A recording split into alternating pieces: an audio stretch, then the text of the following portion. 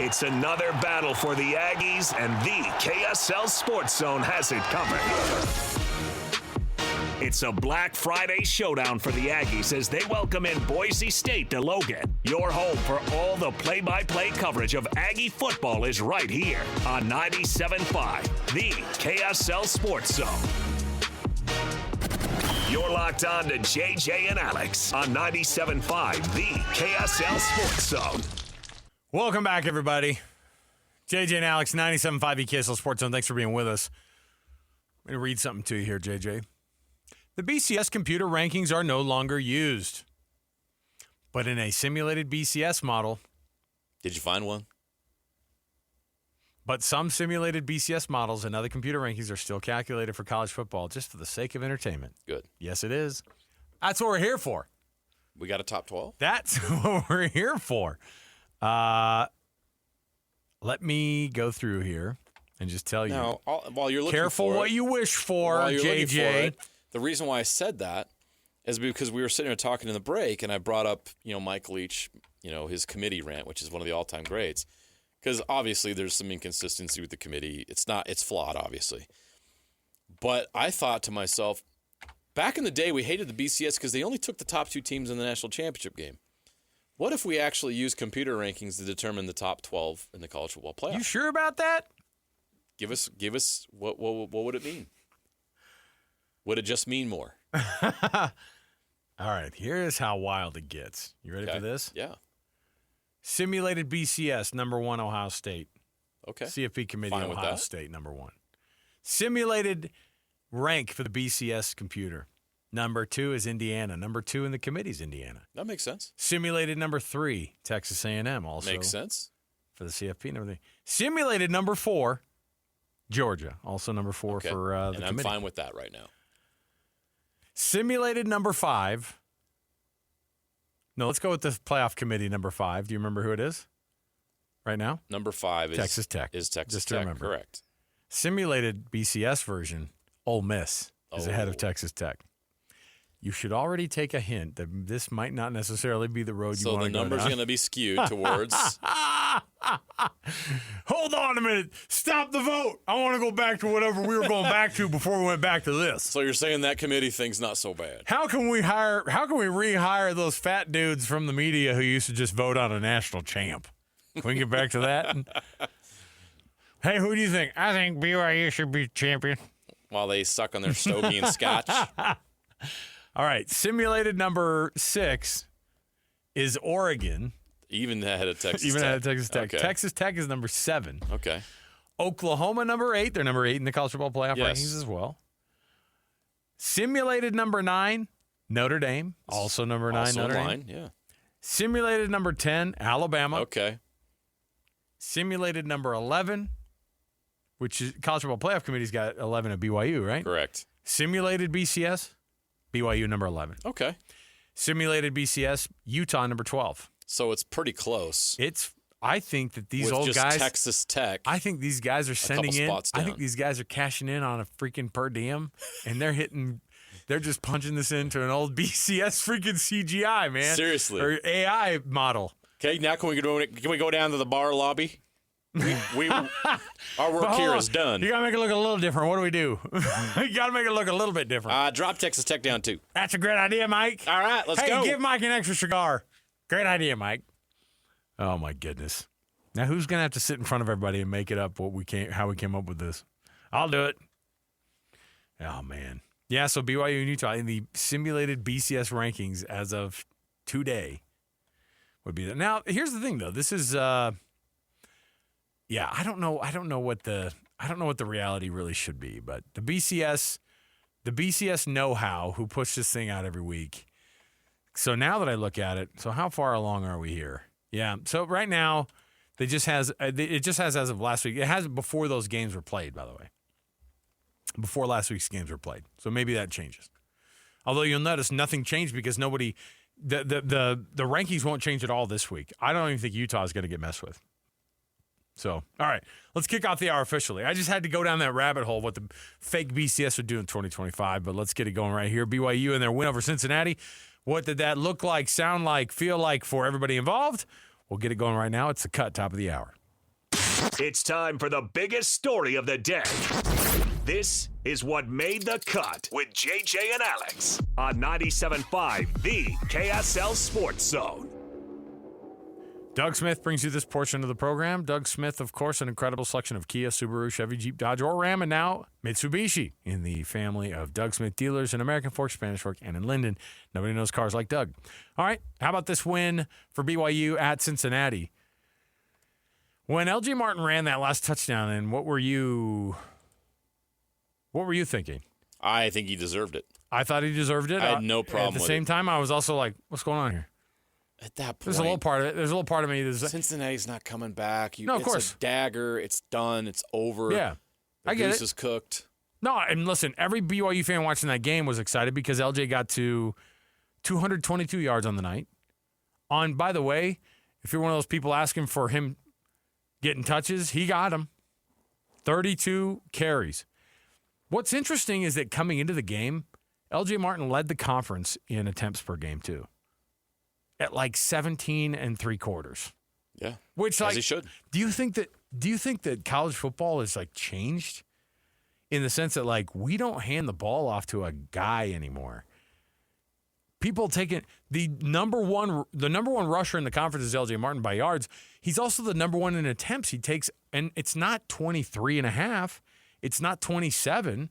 You know what I mean? Like Barry Sanders carrying the ball 38 times doesn't happen anymore in the conference, right? No. And so getting that work done on 32 carries is like an old school. I mean, that almost doubles his production of what he normally does every week from a carries standpoint. So they got the carries. And part of it is you ride that wave that's getting you into the end zone. And LJ Martin has been, and he's been doing it a long time, but it felt different the last couple of weeks, JJ. Yeah. He's been breaking the spirits of teams across from him. TCU, like every one of these teams that wants to make a comeback, it's impossible when you just can't stop that one guy from getting – it's frustrating too because he's getting 6 1/4 on every one of those rushes. And so suddenly it's 3rd and 4.5 – or it's 2nd and 4.5. And then suddenly it's 3rd and a half a yard. And then it gets to be first and 10 again, and he does it all over again. And that breaks your spirit as a team. They cashed in on that thing. And here's what Kalani said about LJ after the game, because he was talking about his health. He's talking about how everybody's banged up this time of year, but he even talked about how LJ wasn't 100%, but still he said he was ready to play even more. You know, he was doing so good. He's a hot hand. Just keep feeding it to him, and you know, we just needed him to rest a little bit. And there's times that he was pushing Enoch and everybody else out of the way he wanted to stay in the game. So I know he's not 100%, but man, when he plays with that mindset, it's hard for anybody to stop him. That was a funny moment when he pulled Enoch Nawahine out of the huddle. We know who RB1 is because he came out of he went down weird. He just kind of up a little bit. And he just kind of shuffled off the field a little bit. And then there was like a little bit of a half of a pause for something that was happening on the field. He took advantage of that to just walk back on the field, and he ripped poor Enoch Nawahine out of the huddle. Like that's some. I remember like that's the kind of stuff that Peyton Manning used to do. That kind of stuff. He'd be like, "Get out of the game, kid." Well, I'm in on this rotation. No, you're not. Nope. I decide, and the answer is no. So LJ comes in, takes him out of there, and gets going. In the post game, LJ even referred to it. He's like, "Yeah, I feel," because they were like, "How are you feeling?" And then they're kind of looking at him like, "How you feeling?" And he said in the post game, "I feel like I could play another game right now." I was like, "All right, settle down, like a little bit." But I like the idea. I think what that does is he is definitely feeling, not just from a confidence perspective, but I think physically, obviously, he feels way better. When he had that moment where he blasted those 2 defenders who didn't take him down, and he went for an extra 3.5 and got the first down on like a 3rd and 4, and he got 5.5, but it took like after he just got crushed by those guys and then just kept going. It said to me, oh, this guy's at a different level right now. He's playing at a different level. He feels better physically. He feels better from an emotional standpoint. So that was huge. And I think that having a career night is the type of thing that makes people look at this team and they go, oh, people are buying in a little bit more. LJ Martin, having that guy on their team, they're not here at all if he's not doing what he's doing this year. It's great to have Bear Bachmeier. But the bona fide leader of that team, of that offense, I think, is L.J. Martin. Well, I don't think Bear would be able to do what he's doing right now without the 100%. production of L.J. Martin. And if you're looking nationally where L.J. Martin stands out, he's 7th right now in the country in rushing, which is really impressive. When's the last time BYU had a top 10 rusher in the country? I'd have to go back and see. What if number is he Jamal in the country? 7th. He's number 7. No, and he's crazy. not far off. He's only 2 yards behind Kawan Lacey of Ole Miss for 6th, and he's only 40 back of Keon Owens of FIU to be top 5. So he's in that range, and so he's having that kind of a season. He's borderline All-American at this point, if you look at it. I mean, how 100%. many more running backs in the country have the combination of being in the top 10 in rushing and also being on a team that's really, really good? I mean, Jeremiah Love, who we talked about earlier as a Heisman candidate, is number 3 in the country right now with 1,306 yards and 17 touchdowns. L.J. Martin doesn't have the touchdown production, but he's right there. He's not that far off with the yards, and L.J. had an injury this year. Remember that. Right. So that held him back a little bit. I don't think he missed any games, but it obviously held him back a little bit. So he's in that conversation. Not just – he's obviously, to me, it's pretty obvious he's the best running back in the Big 12 this year, and he's should get consideration for Offensive Player of the Year in the conference. But he's also a player who could end up on some All-American lists by the end of the year. That's the kind of season he's having, and BYU does not have the season they've had without L.J. Martin's production. We talked about it. I believe if you go back in our predictions before the season started, I think we all talked about L.J. needs a 1,000-yard season this year. He's their go-to guy, and that offense it goes as he goes, and it's been exactly the case. Do you remember 2 seasons ago in 2023 when we are talking about this BYU team week on week? Oh, yeah. And we're having to have Connor Pay on, who's the center of the team. Are they ever going to get 100 yards in a game? And it was like 68.5. You know what I mean? Like Yeah. it was so Remember bad. Kansas? It was so bad. They couldn't get anything going in the run game. So to have that swing happen, and last year it got better, and then this year they're, obviously LJ's leading the conference in all of the significant categories of the running back position. That's a great point. The progress of BYU's run game and the success that's come along with it. You must be able to run the football. Where would Utah be right now if they couldn't run the football? Oh, my goodness. Kalani talking about this team, and I think that it shows a lot for them to go out to Cincinnati, and because it's not just that – look, everyone's still talking about the Texas Tech loss. It'd be easy to get bogged down into that, but here's what he said about the team showing some resiliency and being proud of what they did in that game against Cincinnati. It's our kind of style. We like winning a lot of different ways, so I'm proud of the way the guys did it. I'm glad that we had to count on LJ and O-line and all the tight ends, everybody blocking to win the game. I was proud of the way the guys did it. So I like their response to any adversity we get, and so that's a lot of the leadership. Even though Chase didn't finish the game, he was able to lead on the sidelines too, so really proud of the entire team. Not sure what the nature of Chase's injury is, except for they're going to look at it, and they're going to have to decide whether or not – I think that was the reference that I think Kalani made today in his press conference was like, yeah, we'll have to see what we want to do with him this week. And that is, hey, we're 3 touchdown favorites. Let's probably just look at this, and maybe he's going to miss his senior night at BYU or senior morning at Lavelle Edwards Stadium. He might miss it, but I think that Chase would be the first to tell you, small price to pay if you're playing in the conference championship game the week after. If him not playing against Cincinnati was that moment to get him right, then great. But if there's any question, you just let him rest up. They have to have him come up big against Texas Tech. Texas Tech, yeah. Yep. Interesting. Kalani talking about the college football playoff because, hey, look, everybody wants to know what you think you should be in that college football playoff. And Kalani's never going to be the one to give up what he really thinks about it, I think. I'm not really worried about that. Like I said, I'm not here to campaign. I'm just here to play football and try to find ways to win the game. Let the other experts figure that stuff out. We're just going to try to get our next win next week and just be thankful for what we were able to do. Football's hard, man. I think I want these guys to embrace every moment of it, and we made some really cool memories tonight. It's like he said experts knowing that he was saying that the word experts means that they're not experts. Play it again. Clearly. Play it again. Just listen to how he said experts. It almost sounds like we had to edit out the F word or something. But here's what he said about it. I'm not really worried about that. Like I said, I'm not here to campaign. I'm just here to play football and try to find ways to win the game. Let the other experts figure that stuff out. We're just going to try to get our next win next week and just be thankful for what we were able to do. Football's hard, man. I think I want these guys to embrace every moment of it, and we made some really cool memories tonight. Good for them. This couldn't have gone any better for BYU this year, obviously, considering where you thought they could have been.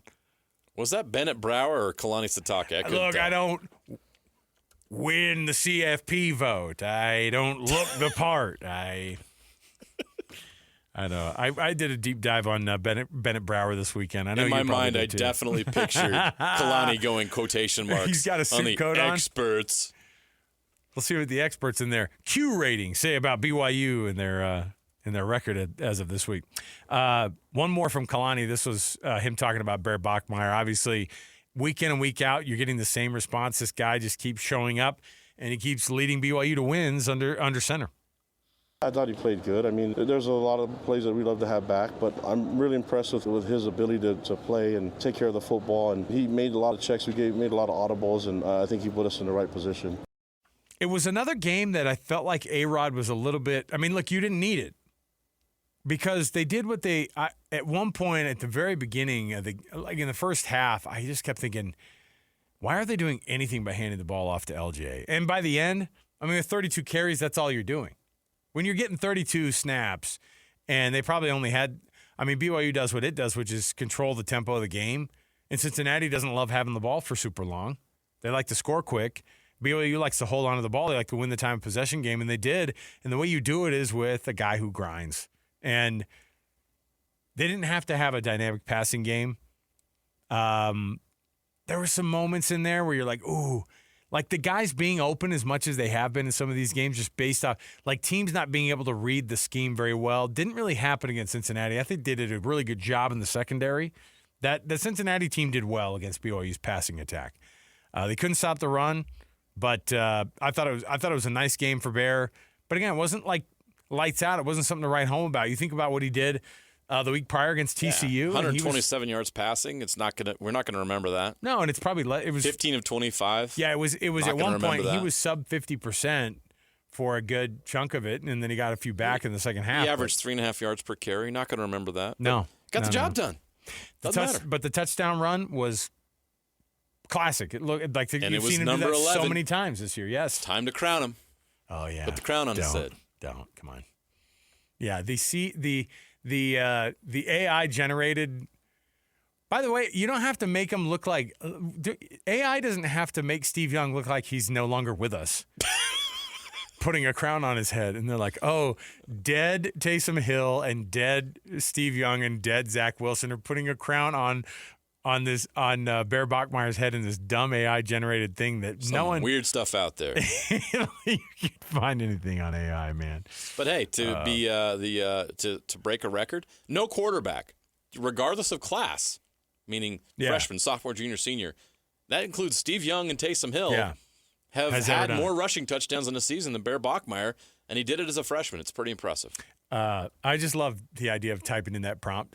Hey, AI, can you have Steve Young putting a crown on top of Bear Bachmeier's head, and also Taysom Hill's there, and also Zach Wilson's there?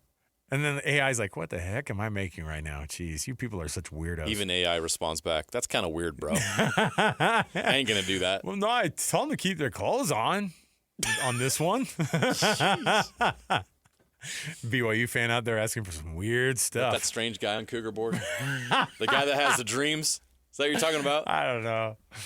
Come on, longtime BYU fans know what I'm referencing. There's some guy on Cougar board that had some dreams that he shared a little bit too much information wild about. Dreams, please don't. That's all I'm saying. It's out there. Go Google it. Now. Yes, please do not Google it, actually. If you're at work, don't Google it. All right, we'll take a break. We'll come back. We've got more around the corner. When we return, we've got our Jazz Daily. Jazz tonight taking on the Golden State Warriors. And we've got two things going on. You've got an 8 o'clock tip-off for the Jazz. You've got a 7 o'clock puck drop for the Mammoth. So you're going to get it all right here on 97.5 The KSL Sports Zone. When we come back, let's talk Jazz. Next, 97.5 The KSL Sports Zone. Your daily deep dive into everything Utah Jazz. It's time! All season long and even in the off season. It's Jazz Daily with JJ and Alex on your exclusive home of Utah Jazz basketball. 97.5, the KSL Sports Zone. Welcome back, everybody. JJ and Alex, 97.5, the KSL Sports Zone. Thanks for being with us on the program. Thanks for following us, watching us on YouTube, the KSL Sports YouTube channel. You can stream it, of course, on KSLSports.com. You can listen in from so many places, of course, as well. Yeah, I've asked AI to make me a couple of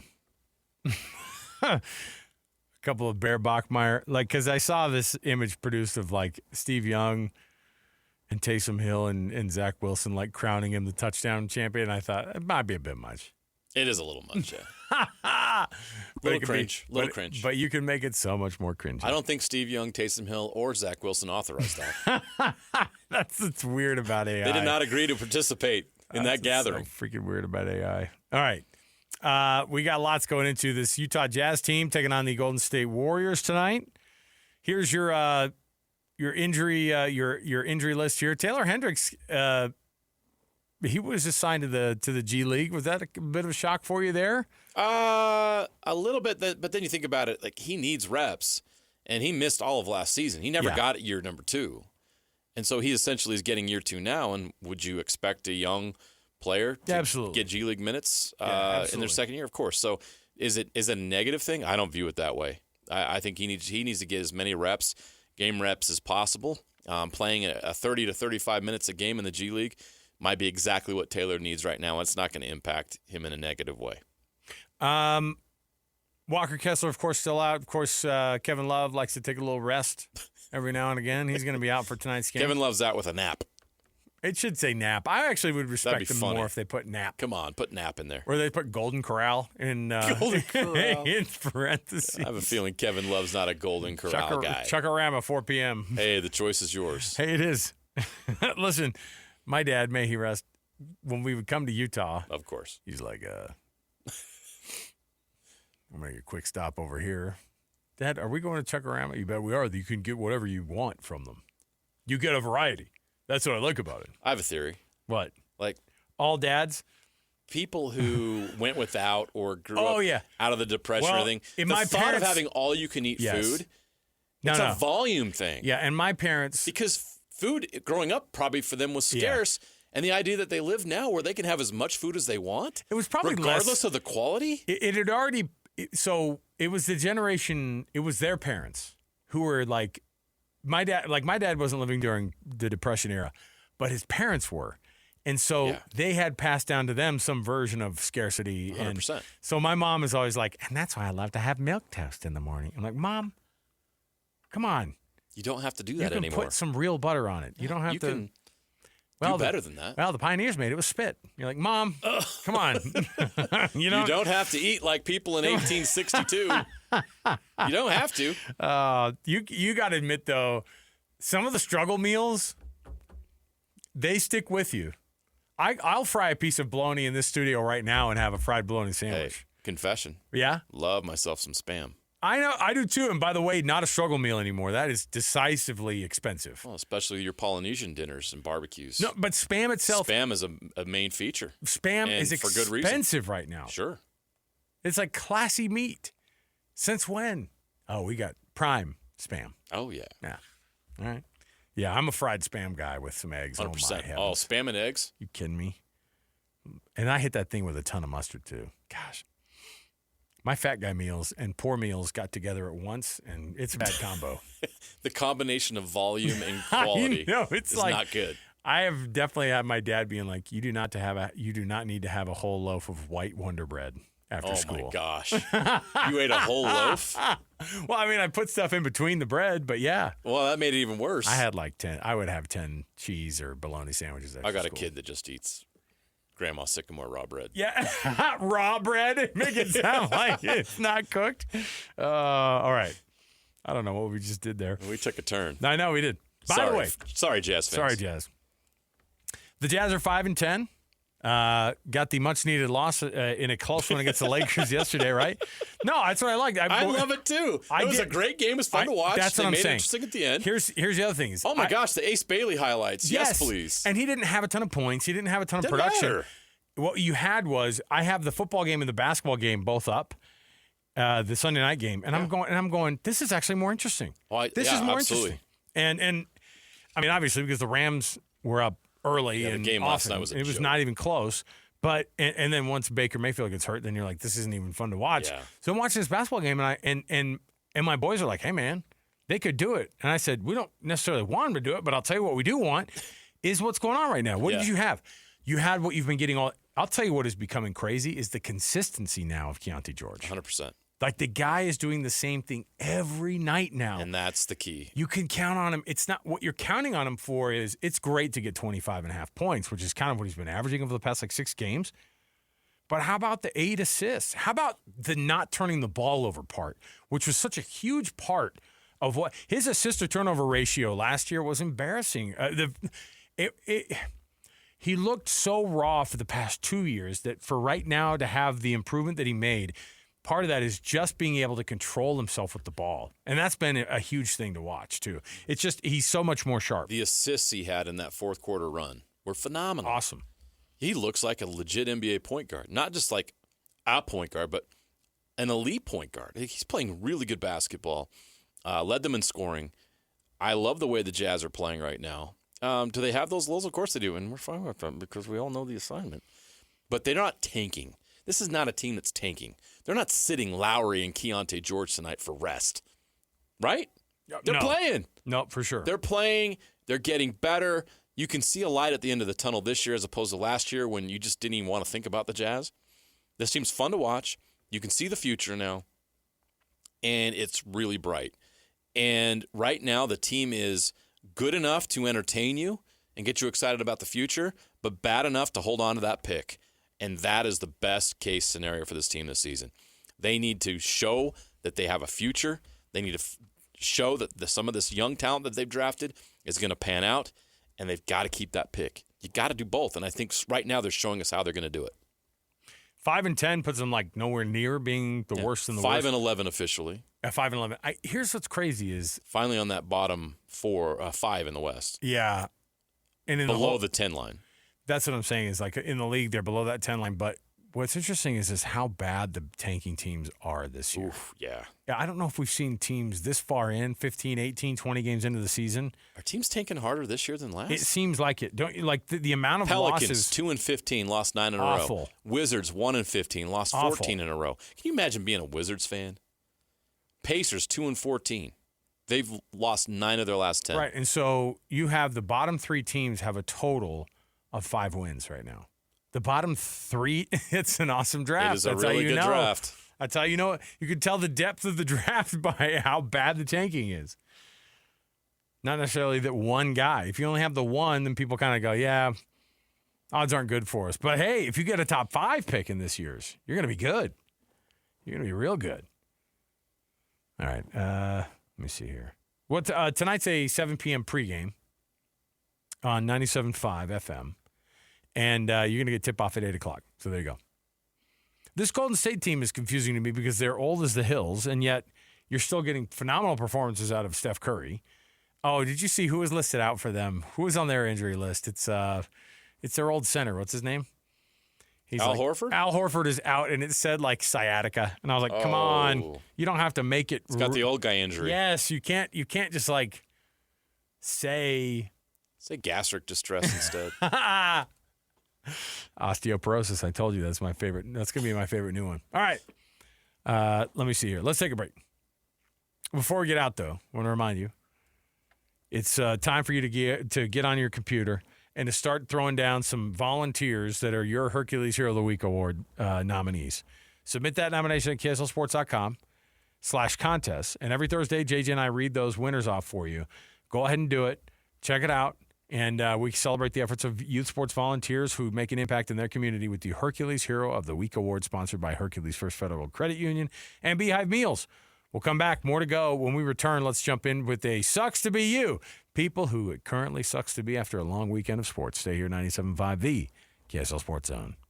Fortune of others to help make you feel just a little bit better about yourself. As JJ and Alex present, Yes, we got beat. We got beat badly. It Sucks to Be You. All right, you know what that music means, of course. The people who it currently sucks to be across the world of sports. If you made this list, you're not having a great go at it. Hey, but before we get to the part about people who haven't had a great weekend, how about the people who did have a great weekend, and you can cash in on it? 801-575-ZONE. It's that time of the week for us to be able to roll out the Rocky Mountain Chevy Dealers Play of the Week. As given out today by DJ and PK. I just happened to be in the car today when I heard him give this one out. So if you were listening and you could tell us what the Rocky Mountain Chevy Dealers Play of the Weekend was, then we'll hook you up with an Amazon gift card. All you have to do is call in after you know what it is. 801-575-ZONE. That's 801-575-ZONE. 801-575-9663. Your Rocky Mountain Chevy Dealers. America's fastest growing full-line brand. Sucks to be Chip Kelly. Lost his gig, JJ. Gosh, he was doing so well in the NFL for 11 games. Man, if it's talk about a coach that's just fallen off, right? I mean, he's the head coach at Oregon, contending for national championships, and then decides he's going to go to the NFL. Doesn't work. Comes back in the college game, ends up at UCLA. That didn't work out. But he quits there as the head coach to go be in Ohio State. So then he goes to Ohio State. He bounces from there. He wins they win the national championship. Yeah. He's the offensive coordinator. Kind of gets back into the good graces of coaching. Goes to the NFL to be an OC at the Pete Carroll run Raiders. It's been a disaster. Well, 10 points against the Browns yesterday was no good. Geno but Smith more importantly, was so good in Seattle, and now he looks like Geno Smith. Didn't want to say it, but here we are. That's on you, Chip Kelly. Sucks to be you. Well, not just that. I get that you're taking on one of the best edge rushing guys in the history of the game. Yeah. That's what we're watching, right? Plenty of teams have taken it to the Browns this year. I know, but that's what I'm saying is but Myles Garrett comes in there, and then he has, you don't even have a plan against him is what it looked like. That's fair. Yeah, he's the best. He had a game for the ages. Well, and by the way, 10 sacks. How many sacks did they have as a team? Oh, I think as a team, yeah. You look that up. I was just look, Myles Garrett I think has 18.5 on the season now. Yeah, it was 10. He had 3 by himself. 18.5 on the year right now. And you know that's what you guys have to plan for. What are you planning for? So, Chip Kelly shown the door after he gave Shedeur his first win as a starter in the NFL. He's only started one game in the history of his career, JJ, and he got the W with it. So there you go. There you go. John Henry Daly. Sucks to be John Henry Daly. This really it's a real bummer. And as soon as the injury happened, I went, what is the deal with all these Achilles? As soon as you saw it on screen, we're familiar now with what those look like. Yeah. We're so familiar with that's what it looks like that when I saw the action of him going forward. Non-contact injuries with that kind of reaction. And that back foot kind of popping up. And, man, and for the guy to be having an all-conference and almost all-American type of season, to go down and have your season over. He's going to miss next year, too. That's how devastating these injuries are. I just don't see – I'm sure he's going to work his tail off, but I just don't see him being back next year. It's a 12-month deal. And he had waited so long to get a chance, here. And he just blew up on the scene. He was leading the nation in sacks at one point, and now to see this is just – I feel for him. Sucks to be Dylan Gabriel. Why, you might be asking? Well, he's cleared 100% participation, still loses his job, though. Hey, Dylan Gabriel's cleared to play, coach. Medical staff gives him an all green, all go. Yeah, he's going to be QB2 this week behind Shedeur. Yeah. Interesting. They won. I know, but if you're Dylan Gabriel, you're kind of like, all right. Have you seen some of the Dylan Gabriel highlights? He hasn't seen many of them. He hasn't made many of them. Right. Sucks to be Justin Wilcox, one of the long list of college quarterbacks college coaches who've lost their gig over the weekend. Justin Wilcox, the head coach at Cal. Can you win at Cal?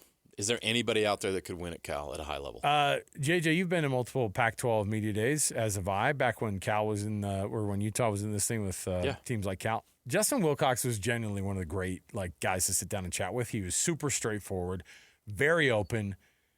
He was at Cal, and so everyone's kind of like, what are you guys gonna do this year? And he always kind of punched up to the competition. You know what I mean? And he's tough, and so it's a bummer to watch him do this. So let me tell you what they have at Stanford and Cal right now. Now they played the big game this last weekend. Stanford won it, so the axe goes to or whatever they play for. I think it's an axe, right? Yeah, they have the big axe or whatever. Yeah. They pass it from team to team. So Stanford's going to take it home. So here's what Cal and Stanford have: two guys who are the GMs of the program that are legends, right? Ron Rivera at Cal, right, and then you've got Andrew Luck, of course, at Stanford. I don't know who wants to go coach there. Don't you feel like the resources aren't great? The backing from the everybody outside of the athletics department doesn't feel like it's great. No. These are no one shows up to the games. These are top 5 academic institutions. In Cal's case, they're like the number one private or the number one public institution in the country. They have other goals at those schools that don't really necessarily jive with the 2025 version of what is happening in college football. 100%. And you have these legends of their athletics departments that are going to be the GMs of their football teams. And I think both of those guys don't have a freaking clue who they're going to hire. Yeah. And they're both extremely smart. And you would trust them with almost anything, but I can't trust either one of those guys to build either one of those programs in 2025. It's been shown you can win at both in the past. I don't know how you win there now with all the things you mentioned. I don't know what the formula is at those schools. Stanford's not going to budge on the academics, and I wouldn't want you to, but what you do need to budge on is how much you're really, really looking to pay these players. Funding should budge. Yeah. NIL needs to budge. And Cal, I think, operates at a deficit. They're one of these schools. It's just it's hard to, you have to answer to the state model, and you're like, we're losing a lot of money. Everybody in California is losing a lot of money. It's crazy. Right. Tampa Bay Buccaneers, I don't know how long is Baker Mayfield going to be out? Don't know. They're going to reevaluate that today. Obviously, he was in a lot of pain, shoulder sprain. Don't know how long he's going to be out, but that's a Bucs team that's going the wrong direction right now. And if the Panthers win tonight against the 49ers, the Panthers are in first place in the NFC South. So weird. And then finally, sucks to be the Cincinnati athletic director who had to apologize to BYU this week after the blank the Mormons I hope he had his letter prepared earlier in the week. I think he did, because I was telling Alex Napolis before the show. On the schedule's like, oh man, our students are totally going to do this. I got to have that ready to go on Sunday morning. And then the coaches from other conferences goes, hey guys, going to help you out. Have a little form letter. You just fill out your school's institution, and then it mentions somewhere in there that it doesn't represent our values, blah, blah, blah. That's what they said. So the Big 12 hasn't said anything, but I'm assuming they're going to find them. They fined Colorado. Yeah. But it's getting lame at this point for these schools. It's just as lame for the administration to have to stand up and go, hey, everybody, can we not say this kind of stuff? Like Texas Tech had to beg. And it worked. And other schools have had to beg, and it works from week to week. And then every once in a while, you can't do it. You can't stop it everywhere. And I don't think you will. I think, kudos to BYU, who just goes, we know what people are going to say about us. We don't care. We're going to up the donations of food to your food pantry. We're going to show up and ask our fans that to. That made it even crazier, right? Of course, but that's what you expect. We need a bigotry counter here on JJ and Alex. We got to keep a running tab on. That's your job. Anti-Mormon chants across the country when hey, they play BYU. Can you go through? Can you go around and? It's a long list at this point. Maybe compile a bigotry count. Our bigotry counter. We'll filter through. Does that count? Oh, sure. Let's let that sneak through. Yeah, why not? So we'll. Oregon. Oh yeah, you Arizona, think about all the teams that have done it. Cincinnati. There are teams who are going to keep doing it. By the way. Yeah, I know. They're not. You're never going to stop a group of idiots from doing idiotic stuff. So, all right, we'll take a break. We'll come back. When we do, we'll look at the Big 12 clinching scenarios, what that looks like, how your team has to either clinch it themselves or get some help from other people, what that map looks like for not just a BYU or a Utah getting into the conference championship game, but how about for both matching up against one another? The scenario still exists, JJ. It still exists. We're not out of the woods yet. Stay right here with us, 97.5 The KSL Sports Zone.